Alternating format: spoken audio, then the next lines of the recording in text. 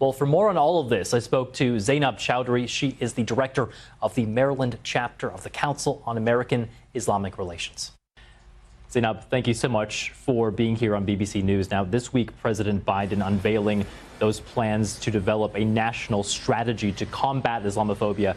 What did you make of what the president announced? Yeah, normally this would be very welcome news, especially in this political climate where we're seeing an unprecedented uptick in the Islamophobia and the anti-Muslim bigotry and the hate crimes that are coming to our office's attention. We also want to make sure that it is in conjunction with the demands from all American Muslim organizations that are calling for an immediate ceasefire in Gaza that is compounding the bigotry and the harassment that we're seeing within our communities. And the president, of course, is calling for a humanitarian pause. But are you saying that you prefer something more, a ceasefire altogether? Absolutely. We believe that the immediate ceasefire is the #1 demand for Palestinian American communities and Muslim American communities.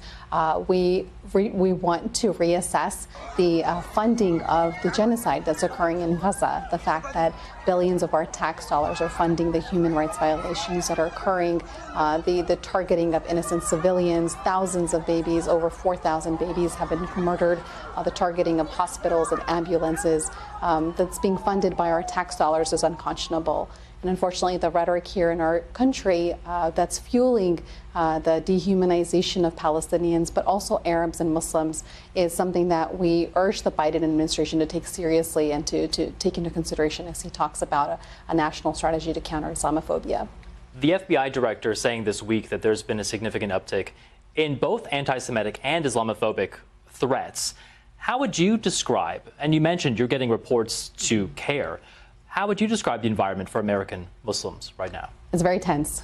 My organization, all my colleagues and I are clocking 18 to 20-hour workdays, 7 days a week.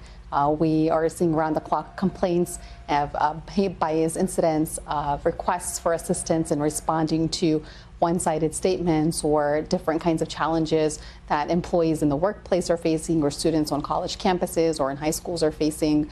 And it's really something that we have never seen before. We haven't seen this post 9/11 America. We haven't seen this level of requests for assistance.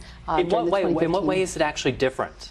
I feel it's more targeted this time. It feels much more targeted this time, and especially the fact that any acknowledgement for support for basic Palestinian human rights is being demonized and being vilified for basically standing up for basic Palestinian human rights in a way that we haven't seen before. That the fact that students on college campuses are being targeted, are being threatened with being doxxed simply for saying that they believe in a free Palestine, or they believe that basic Palestinian human rights matter, is something that's unconscionable. It chills free speech, it affects our constitutional rights, and it's affecting the livelihood of many of our community members. Why do you think, and this is a difficult question maybe to answer, but why do you think the events in Israel and Gaza trigger such a strong reaction here in the U.S., something that's taking place thousands of miles away?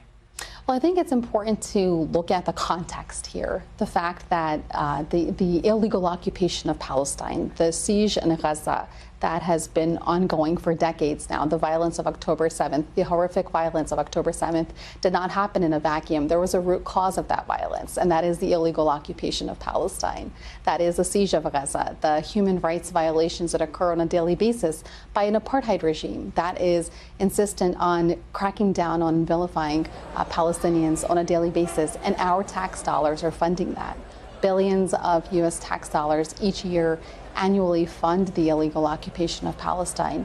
And I think that especially the fact that because our government is so firmly entrenched in those human rights violations, as Americans, it's something that is very paramount in our consciences, many of our consciences, that we have to raise awareness about the responsibility that we have in holding our government accountable. We have about 45 seconds left, but I do want to ask you about a new poll that came out this week showing support for President Biden among Arab Americans has dropped from 59% in 2020 to just 17%. What do you think is behind those numbers? I think that people are recognizing that the establishment Democratic Party is no longer reflecting their priorities. And, as a 501c3 organization, my organization does not take a position on favoring one party versus another. But absolutely, these policies that our government is espousing is going to affect how people vote at the polls. And I would not be surprised if that number dips lower. Zainab Chaudry, Maryland Director for the Council on American Islamic Relations, or CAIR, also the spokesperson at the national office for CAIR. Thank you so much for coming into the studio to talk to us. Thank you so much.